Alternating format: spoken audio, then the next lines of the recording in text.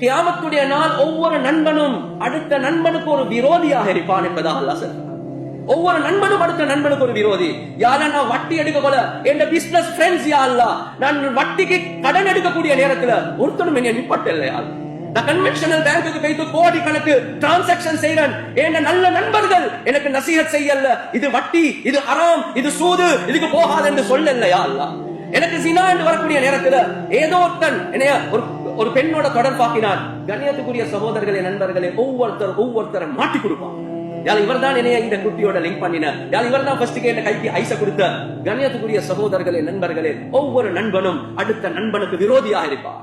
இல்லல் முத்தகீன், அல்லாஹ் சொல்றான், தக்வாவை அடிப்படையாக யாரெல்லாம் நட்பு ஃப்ரெண்ட்ஷிப்பை வெச்சாங்களோ இவர்களை தவிர என்பதாக அல்லாஹ் சொல்றான். கண்ணியத்துக்குரிய சகோதரர்களே, நண்பர்களே, அதுதான் இப்னு அப்பாஸ் ரலியல்லாஹு அன்ஹுவோட ரிவாயத் இருக்குது. யார் சொல்ல, நாங்க யாரோட கூடிய நண்பனாகணும், யாரோட கூடிய அறிக்கணும், மன் தக்கரகுமுல்லாஹு ருயதுஹு, யாரை பார்த்தா அல்லாஹ்வுடைய சிந்தனை வருவதோ, வஸாத ஃபீ இல்மிக்கும் மன்திகுஹு, அவரோட பேசினா உங்களோட இல்மு கூடுமோ, வதக்கரகுமுல் ஆகிரத அமலுஹு, யாருடைய அமல்கள் உங்களுக்கு ஆகிராவுடைய சிந்தனையை தருமோ அவரை நீங்க நண்பனாக்கிக்கோங்க.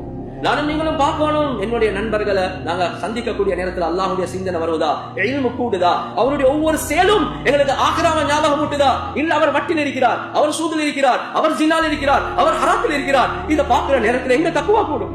நானும் நீங்களும் நாளைக்கு அந்த பாவத்தில் விழுந்துடுவோம், மனைவியை தலா கொடுப்போம், உம்மா வாப்பாவை தூரமாக்குவோம், நல்ல நண்பர்களை தூரமாக்கி இந்த கெட்ட ஃபித்னால நானும்